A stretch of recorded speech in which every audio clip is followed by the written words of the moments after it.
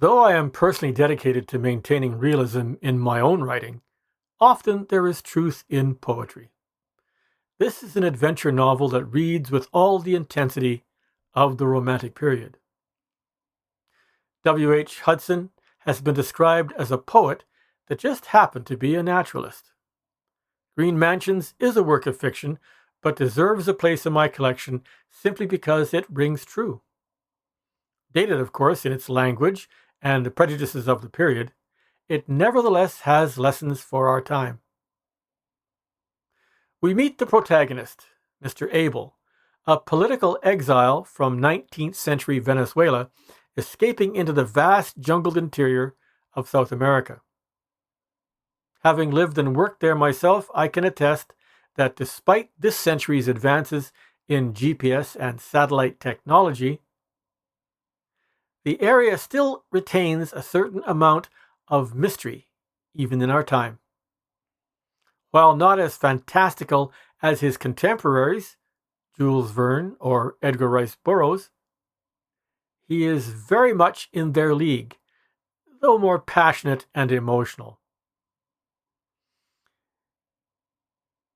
It is a book of metamorphosis, survival, heartbreak, and redemption, and through all that we meet Rima, forest nymph, last of an ancient race, allegory for man's exile from Eden.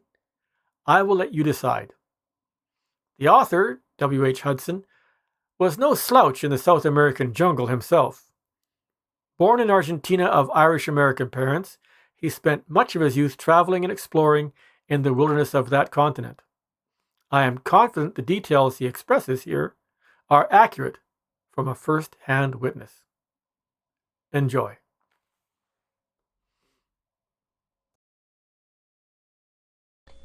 Green Mansions, A Romance of the Tropical Forest, by W. H. Hudson.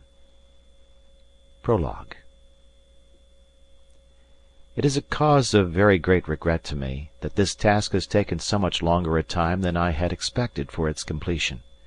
It is now many months, over a year in fact, since I wrote to Georgetown announcing my intention of publishing, in a very few months, the whole truth about Mr. Abel. Hardly less could have been looked for from his nearest friend, and I had hoped that the discussion in the newspapers would have ceased, at all events, until the appearance of the promised book. It has not been so, and at this distance from Guiana I was not aware of how much conjectural matter was being printed week by week in the local press, some of which must have been painful reading to Mr. Abel's friends.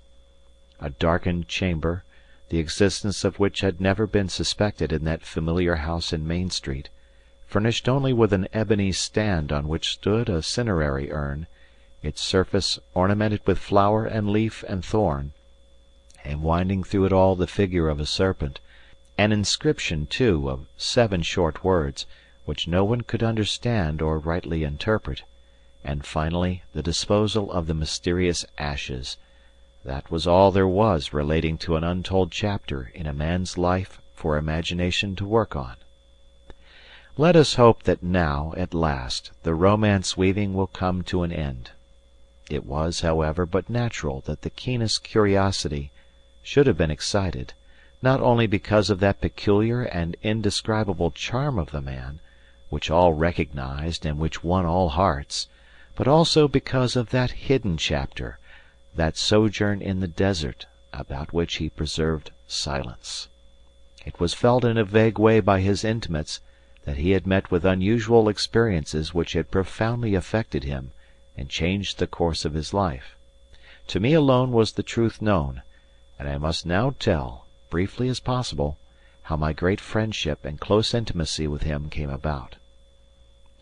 When, in 1887, I arrived in Georgetown to take up an appointment in a public office, I found Mr. Abel an old resident there, a man of means and a favorite in society.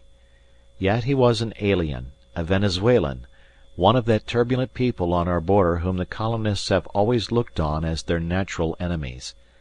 The story told to me was that about 12 years before that time he had arrived at Georgetown from some remote district in the interior. that he had journeyed alone on foot across half the continent to the coast, and had first appeared among them, a young stranger, penniless, in rags, wasted almost to a skeleton by fever and misery of all kinds, his face blackened by long exposure to sun and wind. Friendless, but with little English, it was a hard struggle for him to live, but he managed somehow, and eventually letters from Caracas informed him that a considerable property of which he had been deprived was once more his own, and he was also invited to return to his country to take his part in the government of the Republic. But Mr. Abel, though young, had already outlived political passions and aspirations, and apparently even the love of his country. At all events, he elected to stay where he was. His enemies, he would say smilingly, were his best friends, and one of the first uses he made of his fortune was to buy that house in Main Street, which was afterwards like a home to me. I must state here that my friend's full name was Abel Guevas de Argensola, but in his early days in Georgetown he was called by his Christian name only, and later he wished to be known simply as Mr. Abel. I had no sooner made his acquaintance than I ceased to wonder at the esteem and even affection with which he, a Venezuelan, was regarded in this British colony.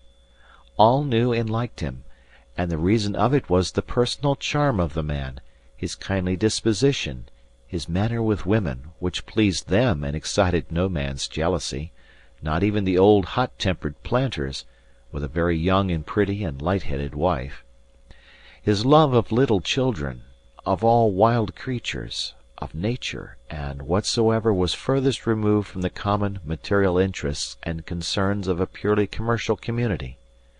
The things which excited other men, politics, sport, and the price of crystals, were outside of his thoughts, and when men had done with them for a season, when like the tempest they had blown their fill in office and club-room and house, and wanted a change, it was a relief to turn to Mr. Abel and get him to discourse of his world, the world of nature and the spirit. It was, all felt, a good thing to have a Mr. Abel in Georgetown. That it was indeed good for me I quickly discovered. I had certainly not expected to meet in such a place with any person to share my tastes, that love of poetry which has been the chief passion and delight of my life, but such a one I had found in Mr. Abel. It surprised me that he, suckled on the literature of Spain, and a reader of only 10 or 12 years of English literature, possessed a knowledge of our modern poetry as intimate as my own, and a love of it equally great.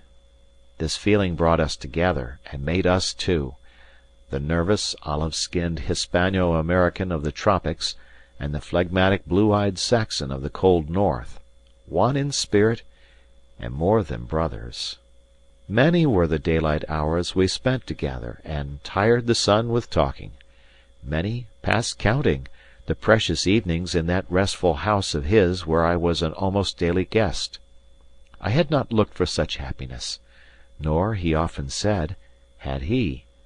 A result of this intimacy was that the vague idea concerning his hidden past, that some unusual experience had profoundly affected him and perhaps changed the whole course of his life, did not diminish, but on the contrary became accentuated, and was often in my mind. The change in him was almost painful to witness whenever our wandering talk touched on the subject of the aborigines, and of the knowledge he had acquired of their character and languages when living or travelling among them. All that made his conversation most engaging, the lively, curious mind, the wit, the gaiety of spirit, tinged with a tender melancholy, appeared to fade out of it. Even the expression of his face would change, becoming hard and set, and he would deal you out facts in a dry, mechanical way, as if reading them in a book. It grieved me to note this, but I dropped no hint of such a feeling, and would never have spoken about it but for a quarrel which came at last to make the one brief solitary break in that close friendship of years. I got into a bad state of health, and Abel was not only much concerned about it, but annoyed, as if I had not treated him well by being ill, and he would even say that I could get well if I wished to. I did not take this seriously, but one morning, when calling to see me at the office, he attacked me in a way that made me downright angry with him. He told me that indolence and the use of stimulants was the cause of my bad health. He spoke in a mocking way, with a presence of not quite meaning it, but the feeling could not be wholly disguised. Stung by his reproaches, I blurted out that he had no right to talk to me, even in fun, in such a way. Yes, he said, getting serious, he had the best right, that of our friendship. He would be no true friend if he kept his peace about such a matter. Then, in my haste, I retorted that to me the friendship between us did not seem so perfect and complete as it did to him. One condition of friendship is that the partners in it should be known to each other. He had had my whole life and mind open to him, to read it as in a book. His life was a closed and clasped volume to me. His face darkened, and after a few moments' silent reflection he got up and left me with a cold good-bye, and without that hand-grasp which had been customary between us. After his departure I had the feeling that a great loss, a great calamity, had befallen me, but I was still smarting at his too candid criticism, all the more because in my heart I acknowledged its truth.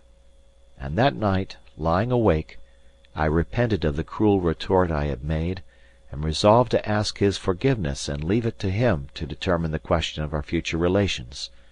But he was beforehand with me, and with the morning came a letter begging my forgiveness and asking me to go that evening to dine with him. We were alone, and during dinner and afterwards, when we sat smoking and sipping black coffee in the veranda, we were unusually quiet, even to gravity, which caused the two white-clad servants that waited on us, the brown-faced, subtle-eyed old Hindu butler, and an almost blue-black young Guiana negro, to direct many furtive glances at their master's face. They were accustomed to see him in a more genial mood when he had a friend to dine. To me, the change in his manner was not surprising. From the moment of seeing him, I had divined that he had determined to open the shut and clasped volume of which I had spoken, that the time had now come for him to speak. End of the prologue.